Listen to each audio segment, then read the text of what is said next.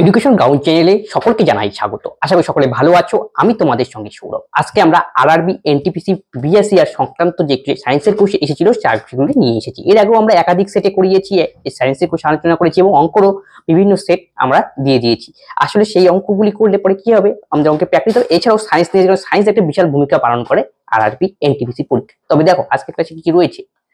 প্রথম এখানে কোশ্চেন বলা হয়েছে, হাইড্রোক্লোরিক অ্যাসিডের উপস্থিতিতে খাবার হজমের জন্য কোন উৎসেচকের দরকার? এর সঠিক উত্তর হবে অপশন বি, পেপসিন। পেপসিন একটা উৎসেচকের নাম। পেপসিন উৎসেচকটা আমাদের নির্গত হয় পাকস্থলী থেকে। পাকস্থলী। আর পেপসিন সাধারণত প্রোটিন জাতীয় খাবারকে পরিপাকে সাহায্য করে। পরীক্ষায় জিজ্ঞেস করতে পারে পেপসিন কি জাতীয় খাবার পরিপাক করে? অ্যান্সার হবে প্রোটিন জাতীয় খাবারের পরিপাকে সাহায্য করে। প্রোটিন থেকে পেপটন উৎপাদনে সাহায্য করে পেপসিন। তাহলে আমাদের তো পাকস্থলী থেকে পেপসিন, আর পাকস্থলী থেকে নির্গত হয় HCl গ্যাস। HCl গ্যাসটা কোন গ্রন্থি কোথা থেকে নির্গত হয়? পাকস্থলীর অক্সান্টিক কোষ থেকে। এটাও জিজ্ঞেস করে। অক্সান্টিক কোষ।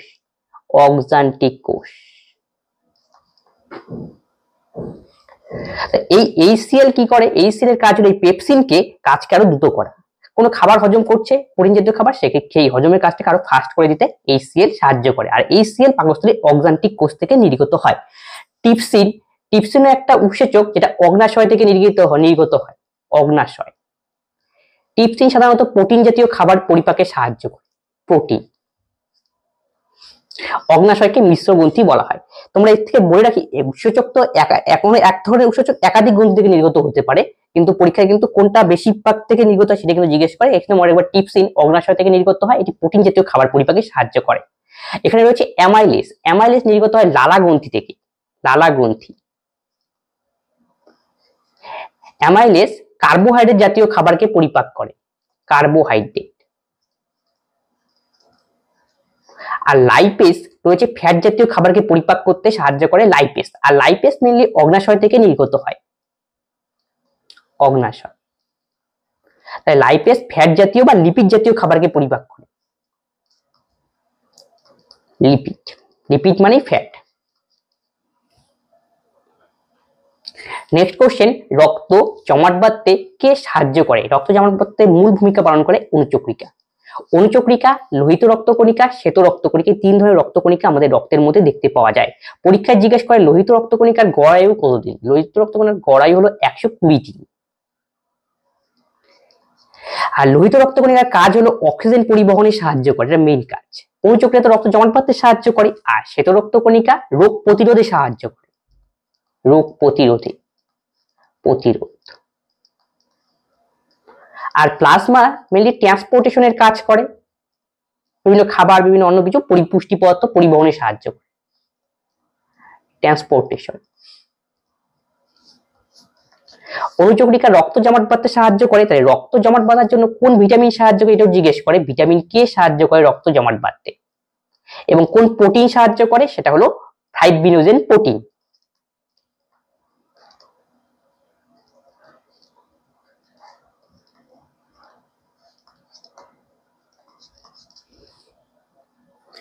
নেক্সট কোশ্চেন, উদ্ভিদের মূল অক্সিজেনের প্রয়োজন, তবে কোথা থেকে তা গ্রহণ করে? মাটির অণুর মধ্যে থেকে যে বায়ু থাকা স্থান, ফাঁকা স্থান রয়েছে বায়ুপূর্ণ, তার মাধ্যমে উদ্ভিদের মূল সেখান থেকে অক্সিজেন গ্রহণ করে। এখানে কেন? আর স্টোমাটা, এখান থেকে কোশ্চেন জিজ্ঞেস করে যে স্টোমাটা কোথায় থাকে? স্টোমাটা গাছের পাতার মধ্যে দেখতে পাওয়া যায়। স্টোমাটার কাজ হলো বিভিন্ন ধরনের গ্যাসের পরিবহনে সাহায্য করে, এক্সচেঞ্জে সাহায্য করে, গ্যাসের এক্সচেঞ্জ অফ গ্যাস। আর বাষ্পমোচনে গুরুত্বপূর্ণ ভূমিকা পালন করে উদ্ভিদের।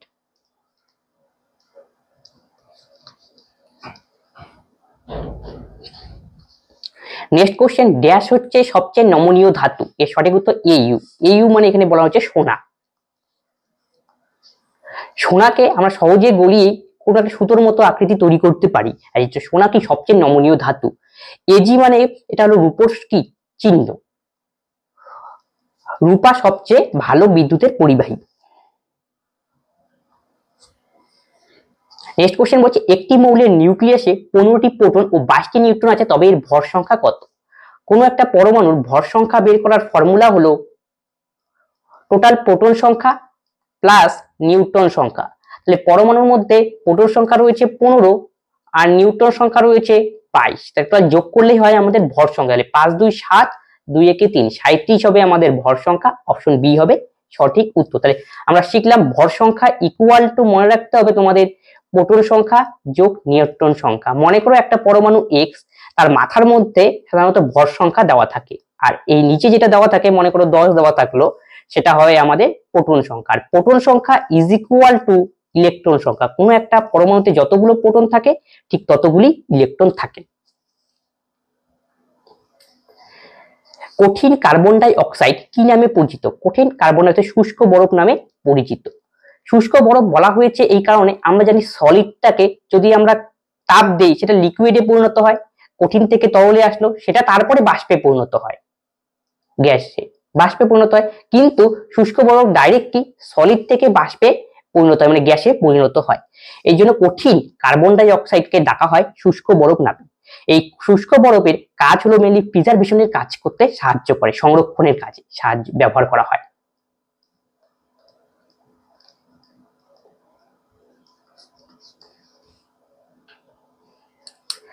নেক্সট কোশ্চেন বলেছে ম্যাগনেসিয়ামের ফিতা পোড়ালে যে ছাই উৎপন্ন হয় যা জলে দ্রবীভূত হয়ে গ্যাস গঠন করে।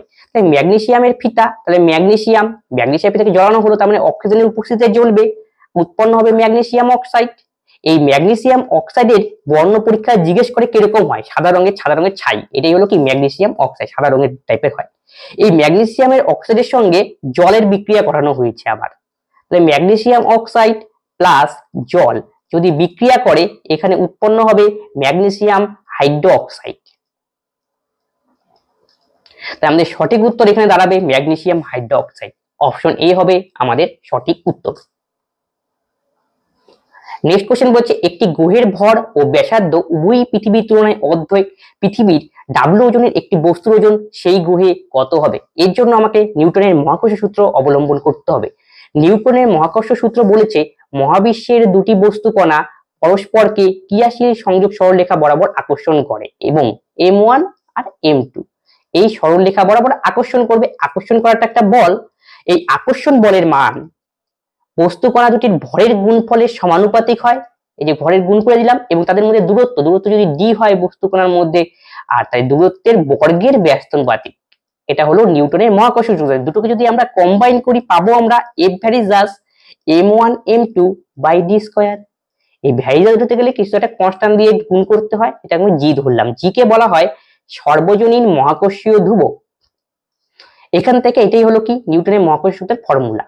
এখান থেকে যদি আমি বের করি জি এর মান, সেটা দাঁড়াবে হলো f d square m1 m2। আশা করি বোঝা গেল। এইখান থেকেই এসেছে আমাদের একটা ফর্মুলা, মনে রাখবে। এখান থেকে আমাদের কনসেপ্টে ওজনের কনসেপ্ট ইউজ করতে হবে। ওজন মানে কি? বস্তু ওজনকে ডাব্লু মানে ভর ইনটু ত্বরণ, মানে কোনো বস্তুকে পৃথিবীর যে বল দ্বারা আকর্ষণ করে সেটাই ওজন। তাহলে ওজন মানে আমরা জানি ভর ইনটু ত্বরণ, m ইনটু জি। আবার ওজন এটা তো এক ধরনের বল f, তাহলে এফটাকে আমরা ওজন বলতে পারি, তাহলে সেটার জায়গায় আমি লিখতে পারি জি ইকুয়াল টু। আর যদি দেখো এই কোশ্চেনটার মধ্যে দুটো জিনিস একটা জিনিস মনে রাখতে হবে। এটা মনে করো পৃথিবীর ভরটা m, এইখানে একটা বস্তু রয়েছে পৃথিবীর মধ্যে যার ভর m, আর পৃথিবীর ব্যাসার্ধ হলো r। তাহলে দেখো এই কনসেপ্টটা ঠিক এই কনসেপ্টটার মতো না, এখানে d এর জায়গায় r ভাববো, আর পৃথিবীর ভরকে নেব m, আর বস্তুর ভরকে নেব m। তাহলে আমরা এখান থেকে ফর্মুলাটা দাঁড়াবে, তাহলে এই ফর্মুলা অনুযায়ী জি m বড় m মানে পৃথিবীর ভর বাই আর স্কয়ার, আর মানে এখানে পৃথিবীর ব্যাসার্ধ। এই হলো লজিক গেল এখান থেকে। তারপরে কোশ্চেনের মধ্যে কি বলেছে, গ্রহের ভর ও ব্যাসার্ধ উভয়ই পৃথিবীর তুলনায় কি করতে হবে, অর্ধেক করে দিতে হবে। আচ্ছা, তাহলে এখান থেকে আমরা লিখি, এটাকে আমি মনে করি ডাব্লু মানে জানি, তাহলে নেক্সট আমি w1 ইকুয়াল টু লিখি, w1 মানে এটা লিখতে পারি জি। আর এখন নতুন ক্ষেত্রে কি বলেছে, অর্ধেক করে দিতে বলেছে ভরটাকে, তাহলে ভরটা m/2 হয়ে যাবে। আর ব্যাসার্ধটাকেও অর্ধেক করতে বলেছে, তাহলে r/2 হবে। তার কিন্তু কি রয়েছে স্কয়ার, এটাকে যদি আমরা ক্যালকুলেশন করি কি পাবো, জি m/2 আর 2 স্কয়ার 4 উপরে যাবে আর নিচে আসবে r স্কয়ার। তাহলে কাটাকাটি করলে 2 এখানে গেল, 2টা সামনে আনলাম, জি m/r স্কয়ার। তাহলে জি বাই আর স্কয়ার মানে আবার ডাব্লু, তাহলে আমি এখানে লিখতে পারি 2 ইন্টু ডাব্লু। তাহলে w1 ইজ ইকুয়াল টু কি পেলাম, 2 ইন্টু ডাব্লু। তাহলে অপশন ডি হবে আমাদের সঠিক উত্তর। আশা করি বোঝা গেল। এখান থেকে অনেক কিছু কোশ্চেন হয়। তাহলে পৃথিবীতে বলে জি এর মানটা কত? জি এর মান হলো 6.67 ইন্টু 10⁻⁻11 এসআই তে। এখানে এককগুলো বসিয়ে দাও তাহলেই হবে। এফ এর একক নিউটন, ডি মানে ডিস্টেন্স, মিটার স্কয়ার, ভাগ m1 m2 মানে ভর, ভরের একক কি এসআই পদ্ধতিতে করছি, তাহলে কেজি স্কয়ার। এইভাবে এটা হলো এসআই তে। সিজিএস টা চেঞ্জ হয়ে যাবে, নিউটনের জায়গায় ডাইন আসবে, মিটারের জায়গায় সেন্টিমিটার, কেজির জায়গায় গ্রাম। আশা করি বোঝা গেল। এটা হলো জি এর মান এসআই পদ্ধতিতে। নেক্সট কোশ্চেন বলেছে 440 নিউটন ওজনের একজন মেয়ে 20 সেকেন্ডে 7 মিটার উচ্চতায় একটি দড়ি বেয়ে উপরে উঠে মেয়েটির কত শক্তি ব্যয় হবে? তাহলে শক্তি ইকুয়াল টু, শক্তি বলতে কত একটা ক্ষমতা ডাব্লিউ ওয়াট দেওয়া রয়েছে, ক্ষমতা ব্যয় হবে কত ক্ষমতা সেটা আসলে বের করতে বলছি। তাহলে ক্ষমতা ইকুয়াল টু আমরা জানি কার্য বাই সময়। আশা করি বোঝা গেল। কার্য মানে আমরা জানি কি বল ইন্টু সরণ, তাহলে বল এম ইন্টু সরণকে এস দিয়ে ডিনোট করলাম, নিচে টি। তাহলে পি এর মান কত? M into S. কার্য ইকুয়াল টু বল ইন্টু সরণ, সরি এখানে এম, এম তো হবে না, বল হবে, এফ ইন্টু এস। আর এখানে বলের মান দেওয়া রয়েছে কি 440 নিউটন ওজনের, তাহলে 440। এস কত? এই যে 7 মিটার সরণ, টাইম হলো 20 সেকেন্ড। অ্যান্সার কিসে আসবে আমাদের? ওয়াটে। ক্ষমতার এসআই একক ওয়াট। 0 0 2 দিয়ে কাটলে 22, 7 দিয়ে গুণ করো, 7 দোকানে 14 4, সরি 14 4, 7 14 কে 15, তাহলে 154 ওয়াট হবে আমাদের সঠিক উত্তর, অপশন এ। তাহলে কি শিখলাম? ক্ষমতা ইকুয়াল টু কার্য বাই সময়। তাহলে কার্যের এসআই একক কি? কার্যের এসআই একক হলো জুল, আর সিজিএস একক হলো আর। কার্যের কিন্তু এটা এসআই আর সিজি। ক্ষমতার একক আমরা কি জানি? তাহলে ক্ষমতা কার্য বাই সময়, তাহলে আমি বলতে পারি জুল পার সেকেন্ড একটা একক, তাহলে আরেকটা একক হবে আর্ক পার সেকেন্ড। আবার জুল পার সেকেন্ডকে আমরা কি বলে ডিনোট করতে পারি? ওয়াট বলেও ডিনোট করতে পারি। নেক্সট কোশ্চেন বলেছে একটি কাচের প্রিজমের মধ্য দিয়ে সাদা আলোর বিচ্ছুরণে একটি পাওয়া যায় যেখানে যে রঙের উপাদানগুলি যত বেশি বাঁকানো হয় সেই রঙের উপাদানগুলির এর জন্য কাচের প্রতিসরাঙ্ক সূচক তত বেশি হয়, যত বেশি বাঁকবে তত বেশি প্রতিসরণ সূচক হবে। যদি এটা হলো কি পয়েন্ট এটা কোশ্চেনে, যদি মিউ আর, মিউ ভি এবং মিউ ওয়াই যথাক্রমে লাল, বেগুনি এবং হলুদ আলোর প্রতিসরণকারী সূচক হয় তাহলে তাদের মধ্যে নিম্নলিখিত কোনটি সঠিক ক্রম হবে? আসলে এটা মনে করে একটা প্রিজম, প্রিজমের মধ্য দিয়ে যদি আমরা একটা সাদা রঙের আলো পাস করাই তাহলে সেই আলোটা 7টি বর্ণের আলোতে বিভক্ত হবে। সবার উপরে কি থাকবে? নিচের থেকে লিখি বে নি আসো কলা অনুযায়ী, বে নি আ সো ও ক লা। সবার উপরে কে থাকবে? লাল। আর সবার নিচে কি থাকবে? বেগুনি। তাহলে বেগুনিটা কি বলছে? সবচেয়ে বেশি বিক্ষিপ্ত হবে। তার মানে বেগুনি কোথায় রয়েছে? যে ভায়োলেট, এটা ভায়োলেট ভি, তার মানে মিউ ভি সবচেয়ে বেশি।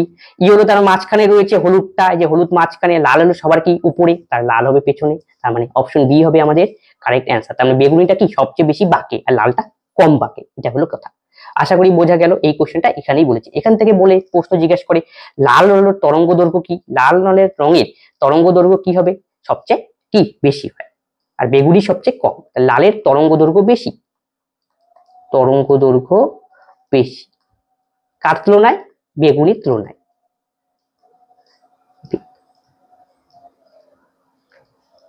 যার তরঙ্গ দৈর্ঘ্য বেশি তার এনার্জি তত কি কম হয়। নেক্সট কোশ্চেন বলেছে নিচে কোনটি অ্যাসিড বা ক্ষারের জন্য প্রাকৃতিক নির্দেশক নয়? এর সঠিক উত্তর হবে অপশন ডি মিথাইল অরেঞ্জ। বাকিগুলি দেখো পেটুটারি রঙের পাপড়ি, ফুলের একটা অংশ, এটাও কি গাছের হলুদ, এই সমস্ত কিছু কি প্রাকৃতিক ভাবে, আর মিথাইল অরেঞ্জ প্রাকৃতিক নয়, তাই জন্য অপশন ডি হবে আমাদের সঠিক উত্তর। আর মিথাইল অরেঞ্জকে যদি অ্যাসিডের সংস্পর্শে নিয়ে আসা যায় সেটি লাল হয়ে যায়, রেড হয়। আর ক্ষারের সংস্পর্শে যদি নিয়ে আসা যায় সেটা ইয়েলোতে পরিণত হয়, হলুদে পরিণত হয়। তাহলে এখানে মিথাইল অরেঞ্জ কি? একটা নির্দেশক। নির্দেশক বলতে কি বুঝি? যে পদার্থ কোনো অ্যাসিড বা ক্ষারের বিক্রিয়ায় কোনটা অ্যাসিড কোনটা ক্ষার নির্দেশন করতে সাহায্য করে সেটাকে সাধারণত নির্দেশক বলে বলা হয়। মিথাইল অরেঞ্জ হলো একটা এরকম নির্দেশক। মিথাইল অরেঞ্জ সাধারণত কালার থাকে অরেঞ্জ কালারের, এবং এই মিথাইল অরেঞ্জকে যদি অ্যাসিডের সংস্পর্শে আসে সেটা রেড কালারে পরিণত হয়, তখন বুঝতে হবে এটা অ্যাসিড। আর যদি ক্ষারের সংস্পর্শে আসে সেটা তখন হলুদ কালারে পরিণত হয়। আশা করি বোঝা গেল। নেক্সট কোশ্চেন বলেছে তামা, রূপা, নাইক্রোম কাচের তারগুলি একই দৈর্ঘ্য এবং ব্যাসযুক্ত তার করা হয়েছে, কোনটির প্রতিরোধ ক্ষমতা বেশি? অপশন বি হবে কাচ। প্রতিরোধ মানে রোধের কথা এখানে বলা হয়েছে। রোধ কার বেশি? রূপোর মধ্যে দ্রুত কারেন্ট যায়, নাইক্রোমের মধ্যে কারেন্ট প্রবাহিত হয় তামা, আর গ্লাসের মধ্যেও কারেন্ট যায়, কিন্তু গ্লাসের কারেন্ট কি যায় না, তার গ্লাসের রোধটা কি সবচেয়ে বেশি, এই জন্য তো কারেন্ট যায় না। তাহলে অপশন বি হবে আমাদের সঠিক উত্তর। এছাড়াও তোমরা এখানে মনে রাখবে রোধেরটা কার উপর নির্ভর করে, R equal to rho into L by A, এই ফর্মুলাটা দিয়েও কোশ্চেন আসে। কোনো একটা তার রয়েছে, তারের মধ্যে তারের যে লেন্থের সঙ্গে রোধ সরল সম্পর্ক, ঠিক আছে, যদি লেন্থ বৃদ্ধি পায় রোধও বৃদ্ধি পাবে, লেন্থ কম হলে রোধও কম হবে, এবং তার যে পার্শ্বতলের ক্ষেত্রফল রয়েছে, ক্ষেত্রফলের সঙ্গে ব্যস্ত সম্পর্ক, পার্শ্বতলের ক্ষেত্রফল যদি কম হয় রোধ বেশি হবে, পার্শ্বতলের ক্ষেত্রফল যদি বেশি হয় এটা পার্শ্বতলের রোধ কি হয়, পার্শ্বতলের ক্ষেত্রফল বেশি হলে রোধ কম হবে, ব্যস্ত সম্পর্ক। তাহলে বোঝা গেল রোধের সঙ্গে ক্ষেত্রফলের ব্যস্ত, আর রোধের সঙ্গে লেন্থের হলো সরল, যেহেতু উপর উপর রয়েছে আর এটা উপর নিচে রয়েছে। এখানে কি কোনো ডাউট আছে? আশা করি ডাউট নেই। তাহলে কোনটা বোঝা গেল? আর এখান থেকে আমরা জেনে রাখি রো মানে রোধ, রোধের একক হলো ওহম, রোধের একক ওহম।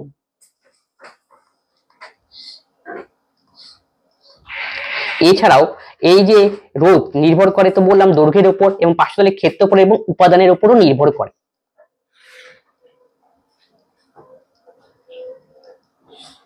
আর রোধের একক ওহম। নেক্সট কোশ্চেন বলেছে পিত্তরসের কার্যবলী নিচে উল্লেখ করা হলো, যে বিকল্পটি পিত্তরসের কাজ নয় তা নির্বাচন করুন। অগ্নাশয় উৎসেচকের কাজগুলিকে বাড়ায়, বড় চর্বিযুক্ত গ্লোবিনগুলিকে ছোট করে ভেঙে দেয়, অগ্নাশয় উৎসেচকের ঘুমের জন্য খাদ্যে ক্ষারীয় মাধ্যম সরবরাহ করে, একটি প্রোটিন হজমকারী উৎসেচক আছে যা প্রোটিন হজমে সাহায্য করে। সঠিক উত্তর হবে প্রশ্ন অনুযায়ী অপশন ডি 9 বলেছে। তাহলে পিত্তরসের কাজ কি? বাকিগুলো তো পিত্তরসে গেল কাজের মধ্যে পড়ে, আর পিত্তরসের মেইন কাজ ফ্যাটকে কি করতে, ডাইজেস্ট করতে সাহায্য করে। তাহলে পিত্তরস কোথা থেকে নির্গত হয়? আমাদের লিভারের মধ্যে রয়েছে। কি লিভার হলো আমাদের দেহের ভেতরে সবচেয়ে বড় গ্রন্থি। এইটা কোশ্চেন, এই কোশ্চেনটা পরীক্ষায় জিজ্ঞেস করে আমাদের দেহের মধ্যে সবচেয়ে বড় গ্রন্থি কোনটা। তাহলে দেহের ভেতরে সবচেয়ে বড় গ্রন্থি, সবচেয়ে বড় গ্রন্থি হলো লিভার। লিভারের মধ্যে সঙ্গে যুক্ত থাকে পিত্তথলি। পিত্তথলি, লিভার থেকে পিত্ত উৎপন্ন হয়, আর সেই পিত্তটা স্টোর হয় কোথায়? পিত্তথলিতে। এই পিত্তথলি তার মানে এখান থেকে এনজাইম থাকে বিভিন্ন ধরনের, এর খাবার হজম করতে সাহায্য করে। মেইনলি যেখান থেকে এনজাইমটা নির্গত হয় সেটা ফ্যাট জাতীয় খাবার হজমে সাহায্য করে।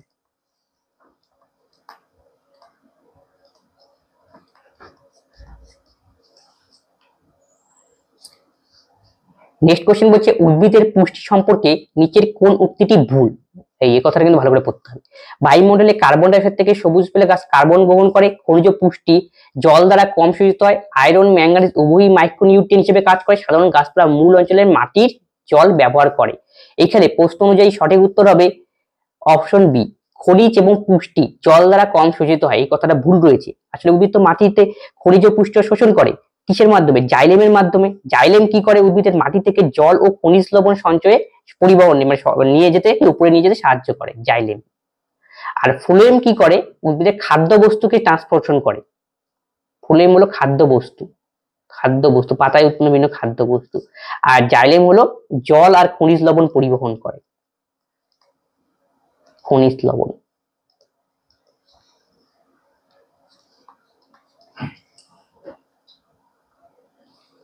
নেক্সট কোশ্চেন বলেছে কোন মৌলে অধাতুর বৈশিষ্ট্য রয়েছে? নিচের কোনটি অধাতু? মধ্যে কথা হলো এটাই, অপশন বি ক্লোরিন হলো একটি অধাতু।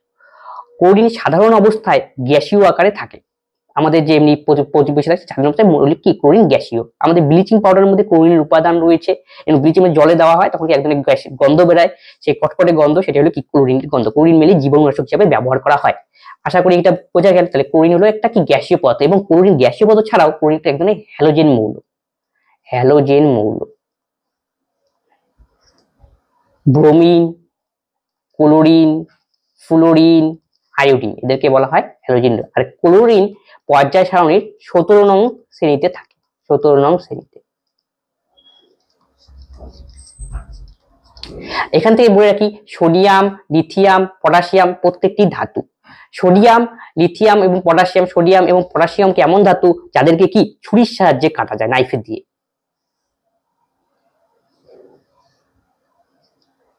নিচের বিকল্পগুলির থেকে 3টি প্রকোষ্ঠ বিশিষ্ট হৃৎপিণ্ডের প্রাণী নির্বাচন করুন। যা হৃৎপিণ্ডের 3টি প্রকোষ্ঠ সেটা কোনটা? Option C সালামান্ডার। সালামান্ডার হবে এর সঠিক উত্তর। এই হৃৎপিণ্ডে 3টি প্রকোষ্ঠ থাকে, একটা থাকবে অলিন্দ থাকে আর দুটো নিলয় থাকে, এটা মনে রাখবে, একটা অলিন্দ আর দুটো নিলয়। আর বাঘ এবং কি পায়রার এদের 4টি প্রকোষ্ঠ আমাদের মতো, ডানলিন্দ, ডান নিলয়, বাম অলিন্দ, বাম নিলয় এরকম। আর মাছের কত প্রকোষ্ঠ থাকে? মাছের থাকে 2টি প্রকোষ্ঠ, অলিন্দ আর নিলয়। নেক্সট কোশ্চেন বলছে নিম্নলিখিত কোন রাসায়নিক বিক্রিয়াটি ভারসাম্যপূর্ণ, মানে কোনটাতে এটা মানে ব্যালেন্স করা রয়েছে, সমতা বিধান করা রয়েছে, সেটা হলো দেখতে হবে। সমতা বিধান করবো কিভাবে? দেখতে হবে প্রত্যেকটা বিক্রিয়া নিয়ে তোমাকে চেক করতে হবে। মনে করো এখানে এফি আছে কটা, এই পাশে দেখো এফি মানে লোহা আছে এখানে একটা, এই পাশে লোহা আছে কয়টি? 3টি, তার মানে কি সমান হলো? সমান হলো না, তার মানে এটা কেটো। একই রকম ভাবে পরেরটা চেক করো, এফি এখানে 1 আর এফি এখানে 3, সমান নেই। হাইড্রোজেন দেখো এই পাশে দুটো হাইড্রোজেন সমান রয়েছে, অক্সিজেন এখানে একটা আর অক্সিজেন 4টা, তার মানে অক্সিজেন সমান নেই। তারপরে এফিটা লোহার সমান নেই কিন্তু হাইড্রোজেন সমান রয়েছে, তার কি সমাতুলন করা রয়েছে? না, সবগুলি সমান রয়েছে। নেক্সট একটা দেখো কি রয়েছে, জেটেন, জেটেন এখানে একটা, এখানেও পরেরটাতে এই পাশেও একটা, H2 এখানে দুটো, এখানেও H2 দুটো, S একটা, S একটা, O4, O4, তার মানে এই বিক্রিয়াটি সমতা বিধান করা রয়েছে, তাহলে অপশন সি হবে সঠিক উত্তর। এখানে দেখো পরের ইকুয়েশনে Mg একটা আর Mg একটা, কিন্তু অক্সিজেন এখানে দুটো আর এখানে অক্সিজেন একটা। যদি এখানে মনে করি এরকম দেওয়া থাকতো 2Mg প্লাস O2 2MgO, তখন বলতাম এই বিক্রিয়ার সমতা বিধান করা রয়েছে, কারণ কি Mg এখানে দুটো, Mg এখানে দুটো, অক্সিজেন দুটো, এই যে অক্সিজেন এখানে দুটো, তাহলে এই বিক্রিয়াটা সমতা বিধান তখন যদি হতো এরকম, তাহলে সমতা বিধান করা রয়েছে। এই হলো কোশ্চেন। যখন কবিতা কপার সালফেটের জলীয় দ্রবণ নেয় এবং অ্যালুমিনিয়ামের কিছু দানা যোগ করে তখন দ্রবণের রং বদলে যায়, এইটি গঠনের কারণ কি? এর সঠিক উত্তর হবে অ্যালুমিনিয়াম সালফেট। মানে কপার সালফেটের জলীয় দ্রবণ নেওয়া হয়েছে, তার সঙ্গে যদি অ্যালুমিনিয়াম নিয়েছে, অ্যালুমিনিয়াম প্লাস কপার সালফেটের জলীয় দ্রবণ, এর সঙ্গে বিক্রিয়া করালো, বিক্রিয়া করলে উৎপন্ন হবে Al2SO4, অ্যালুমিনিয়াম সালফেট SO4, আর এই কপারটা উৎপন্ন হয়। এইখানে যে অ্যালুমিনিয়াম সালফেটটা উৎপন্ন হয় এটি দ্রবণের রং বদলে দেয়, এই জন্য সঠিক উত্তর হবে অ্যালুমিনিয়াম সালফেট। নেক্সট কোশ্চেন বলেছে সমান্তরাল সংমিশ্রণে সংযুক্ত 3টি প্রতিরোধক রোধের সূত্র কোনটি? সমান্তরাল বলছে, সমান্তরালের ক্ষেত্রে আমার সঠিক অ্যান্সার হবে R = 1/r, এটা হবে অপশন বি হবে সঠিক উত্তর। একটু ব্যাপারটা বোঝো, শ্রেণী আমাদের শ্রেণী দুই ভাগে ভাগ করা যায়, সমান্তরাল আর শ্রেণী। এখানে সমান্তরালের কোশ্চেনটা দিয়েছে, শ্রেণীটা আগে বুঝে নিই তারপরে সমান্তরালটা বুঝবো। শ্রেণী সমবায় ব্যাপারটা কি? অনেকগুলো রোধকে যদি একটার পরে আরেকটাই ভাবে যুক্ত করে একটা সার্কিটের মতো তৈরি করা হয় তখন সেটাকে বলা হয় শ্রেণী সমবায়। এই ক্ষেত্রে এটাকে প্রথম রোধকে R1 ধরলাম, পরেরটাকে R2, এটাকে R3, পরেরটা হলে R3 4, আর এখান দিয়ে কারেন্ট যাবে I I I, same current যায়। তাহলে এই ক্ষেত্রে আমাদের রোধটা কি হবে? এই যে এতগুলো রোধের পরিবর্তে এমন একটা রোধ বসানো হয় তাকে বলা হয় তুল্য রোধ। এই তুল্য রোধ ইজ ইকুয়াল টু শ্রেণী সমবায়ের ক্ষেত্রে R1 plus R2 plus R3, 4টা নিলে 4টা, 5টা নিলে 5টা, কোনো ডট ডট ডট, এই হলো কেস। এটা হলো শ্রেণী সমবায়ের ক্ষেত্রে। শ্রেণী সমবায়ের ক্ষেত্রে কি ফিক্সড হইলো? আইটা হলো ফিক্সড। এটাও পরীক্ষায় জিজ্ঞেস করতে পারে, মানে তড়িৎ প্রবাহমাত্রা ফিক্সড থাকে, আই মানে তড়িৎ প্রবাহমাত্রা।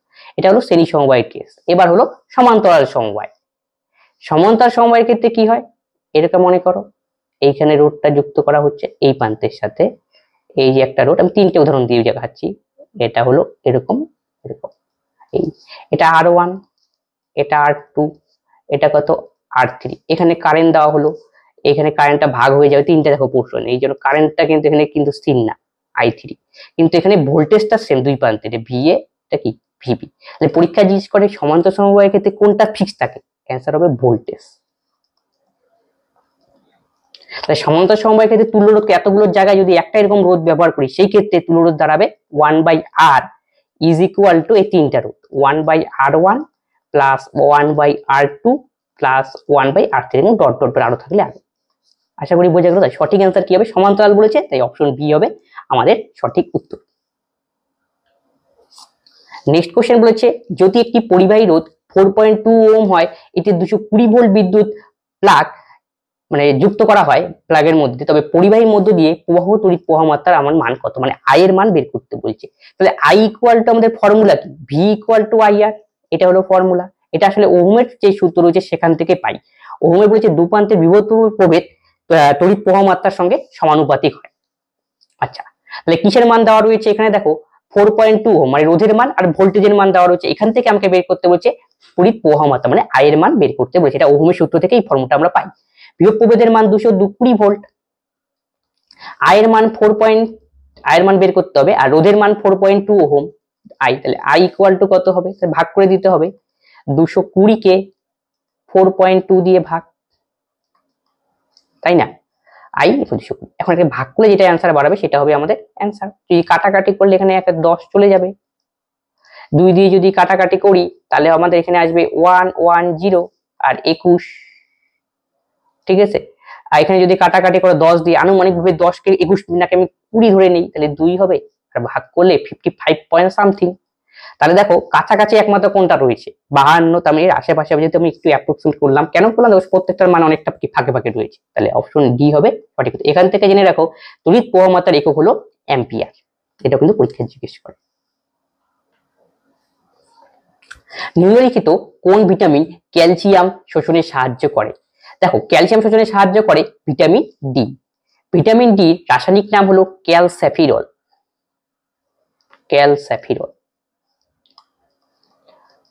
হাড়জনিত সমস্যা মেনলি ভিটামিন ডি এর অভাবে। তাহলে হাড়ের উপাদান কি? ক্যালসিয়াম। তাহলে ভিটামিন ডি ক্যালসিয়াম শোষণে সাহায্য করে।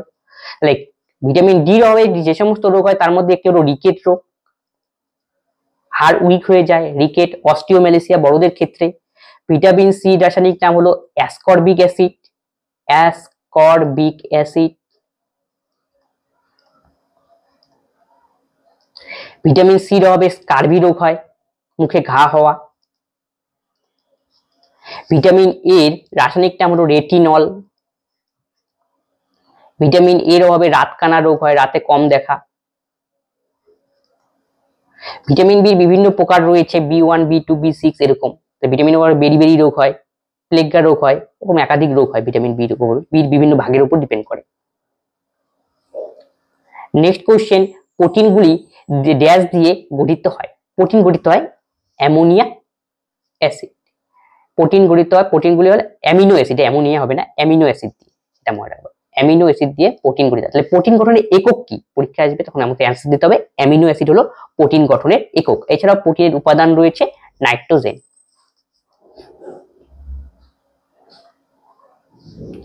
নেক্সট কোশ্চেন, ড্যাশের ঘাটতির কারণে কোয়াশি অর্কর রোগ হয়? মেনলি মানে প্রোটিন জাতীয় যে অভাব, আমাদের দেহে যদি প্রোটিনের অভাব হয় সেটা কোয়াশি অর্কর রোগ দেখতে পাওয়া যায়। এটা মেনলি শিশুদের হয়। এর ফলে হাড় কি মানে দুর্বল হয়ে যায়, হাড়গুলো কি দেহের থেকে মনে করে আলাদা হয়ে যাচ্ছে বলে কি মনে হয়, এটা প্রোটিনের অভাবে হয় কোয়াশি অর্কর। আয়োডিনের অভাবে গলকণ্ড রোগ হয়, গলা ফুলে যায়। লোহার অভাবে রক্তাল্পতা হয়। ক্যালসিয়াম অভাবে হাড়জনিত সমস্যা, হাড়ের ডিজিজ। ফলের মিষ্টি রসের কারণ কি? ফলের মধ্যে ফ্রুক্টোজ রয়েছে, এই জন্য ফল মিষ্টি হয়। চরক সংহিতা গ্রন্থ অনুসারে মানুষের দেহে কতগুলি অস্থি রয়েছে? এর সঠিক উত্তর হবে অপশন বি 360। চরক সংহিতা অনুযায়ী 360টা, কিন্তু মানুষের দেহে কতগুলো হাড়? 206। শিশু অবস্থায় সেটা সংখ্যা থাকে প্রায় 300টার মতো শিশু অবস্থায়, কিন্তু পরবর্তীকালে বিভিন্ন হাড় জয়েন্ট হয়, জয়েন্ট হলে সেটা 206, বড় হলে সেটাতে দাঁড়ায় 206। মানব দেহের ফিমার অস্থি কি নামে পরিচিত? উরু অস্থি যে রয়েছে আমাদের থাই, সেখানে রয়েছে ফিমার। ফিমার হলো মানব দেহের সবচেয়ে বড় অস্থি। ফিমার সবচেয়ে বড় অস্থি, যে বড়। সবচেয়ে ছোট অস্থির নাম হলো স্টেপিস। স্টেপিস সবচেয়ে ছোট, আমাদের কানের মধ্যে রয়েছে, মধ্যকর্ণে, মেলিয়াস ইনকাস্টপ স্টেপিস। অস্থিসন্ধির ঘর্ষণ হ্রাস করার উদ্দেশ্যে অঙ্গ প্রত্যঙ্গের প্রান্তভাগ নিম্নলিখিত কোন উপাদান দ্বারা আচ্ছাদিত হয়? অস্থিসন্ধির ঘর্ষণ হ্রাস করার জন্য কোন অংশে ভাজা? তাহলে তরুণ আসতে হবে এই ক্ষেত্রে সঠিক উত্তর অপশন বি। লিগামেন্টের কাজ হলো বোন আর বোনের মধ্যে কানেকশন করে লিগামেন্ট।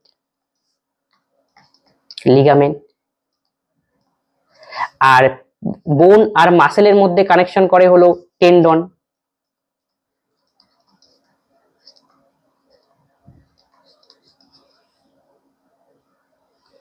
শরীরের কোন অংশে টার্সাল অস্থি দেখতে পাওয়া যায়? টার্সাল অস্থি আমাদের পায়ের মধ্যে রয়েছে। দুই পায়ে টোটাল হাড়ের সংখ্যা যদি পরীক্ষায় মনে করো জিজ্ঞেস করে তাহলে কত হবে? 60, ঠিক আছে। আর হাতে হলে কত হয়? 54টা।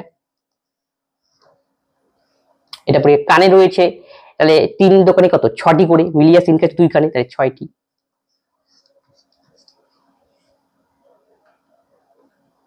আজকে ক্লাসে এই কোশ্চেনগুলি ছিল, এই কোশ্চেনগুলি প্রিভিয়াস ইয়ারে আসা আমরা আলোচনা করলাম। যদি কোনো কোশ্চেন তোমাদের ডাউট হয় অবশ্যই তোমরা কমেন্ট বক্সে কমেন্ট করবে এবং বন্ধুদের সঙ্গে এই ক্লাসগুলি শেয়ার করবে যাতে সকলেই এই ক্লাস দেখে উপকৃত হয়। তবে আজকে ক্লাস আমরা এখানেই শেষ করছি, পরবর্তী ভিডিওতে আবার দেখা হচ্ছে। ধন্যবাদ।